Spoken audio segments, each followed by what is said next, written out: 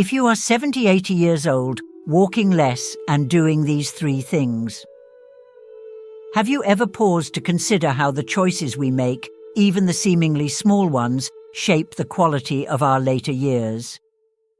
It's a question that many of us avoid until we're faced with the consequences of time. Today, I want to share a story of growth, adjustment, and the delicate balance of aging gracefully. Meet Mr. Henry, a man of 73 years whose journey through the everyday reveals powerful lessons about resilience, adaptation, and the beauty of a life well lived. The ritual of walking. Finding meaning in everyday moments. For years, Henry had embraced a consistent routine. Each morning, he walked through the neighborhood park, the cool breeze against his skin and the comforting sounds of birds filling the air. It wasn't just a walk, it was his ritual, a sacred time that offered both physical vitality and mental peace. He would wave at fellow walkers, share stories over coffee with friends afterward, and inhale the tranquility that came from these simple, cherished moments. It was a thread that wove meaning into his life, connecting him to both nature and community. But as the years accumulated, Henry noticed something unsettling, a persistent dull ache in his knees, a discomfort that grew with each stride, slowly becoming more than just an occasional twinge. One morning, the pain was sharper than usual. He returned home early, collapsing into his favorite armchair, rubbing his aching knees with a mix of frustration and uncertainty. "Am I truly getting old?" he murmured, his voice carrying the weight of disbelief. There was a deep, raw vulnerability in that moment, the stark realization that age was no longer just a number, but a lived experience. When his daughter heard about it, she insisted he visit the doctor.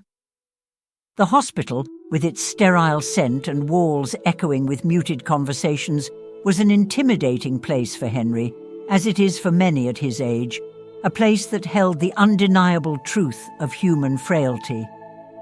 The doctor explained it simply. With age, the cartilage in our joints wears down, and excessive walking can strain those weary knees. Hearing this, Henry felt a pang of conflict. Walking was not just exercise, it was an integral part of his identity, a space where he found meaning and connection. Could he simply let it go? The doctor smiled, sensing his apprehension. "Henry," he said gently, "you don't have to stop walking altogether. It's about moderation. And remember, it's not just walking that keeps us healthy in our golden years. There are other, perhaps even more important practices you can adopt now." And with that, Henry's journey of rethinking health, of embracing change, began. Understanding our changing bodies. A journey of acceptance. Aging is a paradox. It brings both wisdom and vulnerability. Our bodies evolve, shifting in ways that often surprise us. In understanding these changes, we learn to respect them rather than resist them. We learn to accept that as we move past 70, our strength may decline, our joints may protest, and our resilience may require a bit more nurturing. For Henry, accepting that walking might need to be moderated was a turning point. It was an acknowledgement that age isn't something to conquer, but something to live with, to coexist with in harmony. Genetics and the natural decline of the immune system play a significant role in how we age. And while this biological process is inevitable, the choices we make can shape how gracefully we experience these changes. Henry began to recognize that the resilience of the human spirit doesn't lie in defying age, but in adapting to its rhythms. He learned that change does not diminish the value of his journey, but rather adds depth to it, transforming how he approaches the challenges ahead. Instead of pushing himself to walk as he used to, Henry decided to make adjustments. He found new practices to complement his health, light stretches every morning, resistance exercises to strengthen his muscles, and yoga, which not only eased the pressure on his joints, but brought a newfound serenity to his mind. Each movement became an exploration, each pose a reminder of the strength that remained within him. Henry also learned the importance of regular health screenings, something he had neglected until his daughter's urging. By staying vigilant, by catching problems before they grew severe, he found empowerment in a situation that had once felt disempowering. The transformation wasn't immediate, it was gradual, a series of small steps, a dance between effort and rest. Each new habit became a symbol of his determination, his way of honoring the body that had carried him through 73 years of living. Henry learned to embrace the limitations of his body not as a defeat, but as a new opportunity to grow, to explore parts of himself he had long overlooked. Health beyond the physical. The influence of lifestyle and community. Across the United States, there is a familiar struggle, the allure of convenience. Fast food, sedentary routines, and the stresses of modern life can lead us astray. We forget that the choices we make today echo through our years. Poor sleep, lack of exercise, and an unhealthy diet are silent saboteurs, slowly eroding our well-being. Henry had always enjoyed a good meal, but after his doctor's visit, he took a harder look at what was on his plate. He began to cook more at home, preparing meals rich in vegetables, lean proteins, and whole grains. The act of cooking itself became a form of meditation. He would chop vegetables slowly, the rhythm calming him, the vibrant colours reminding him of life's vitality. He found that nourishing his body properly brought him more energy, clarity, and the strength to continue the activities he loved. And as he cooked, Henry thought often of his granddaughter Sarah, who would come by for Sunday dinners. He wanted to be healthy, not just for himself, but for the people who loved and depended on him. The dinner table became a place where Henry shared not just food, but love, wisdom, and laughter. Sarah adored his stories, his childhood escapades, the lessons he learned from her great-grandmother, and the adventures he had as a young man. These moments became their own kind of nourishment, food for the soul that bound the family closer together. The transformation in Henry's health was not just about his physical well-being. It was also about rekindling the connections that gave his life purpose. The vital role of social connections in aging psychological well-being, Henry discovered, was as vital as physical health. Loneliness and isolation are dangers that many seniors face, often masked by the value placed on independence. He had seen this with his neighbour, Mrs. Thompson, who lived alone and rarely left her house. Henry could see the sadness in her eyes during their occasional encounters. Determined not to fall into the same trap, he made a conscious effort to keep his social connections alive. He continued his morning chats in the park, albeit shorter walks. He also began attending a weekly book club at the local library, a place where stories were shared, where laughter rang out, and where Henry felt a renewed sense of belonging. Mrs. Thompson's story took a turn as well. One day, Henry invited her to join their Sunday dinners, and she agreed. At first, she was quiet, listening to the chatter of Henry's family. But slowly, over weeks and then months, she began to open up, her smile appearing more often, her stories filling the silences. In their shared moments, Henry realized something profound. We are not meant to go through life alone.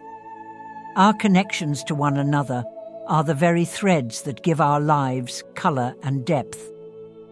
He realized that the small gestures, a shared meal, a gentle invitation, a listening ear, had the power to transform someone else's world just as much as his own.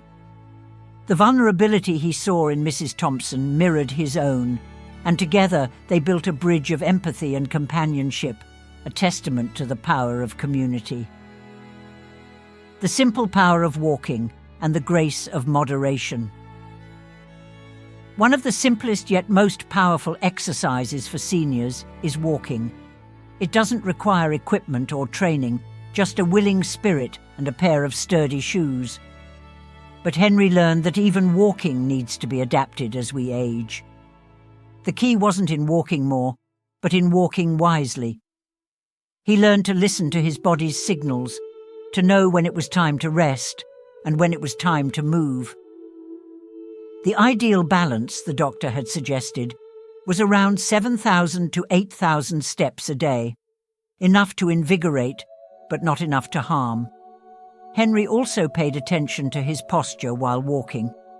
His old habit of leaning forward, hands behind his back, was replaced with a straighter stance, chest open, head held high, arms swinging gently at his sides.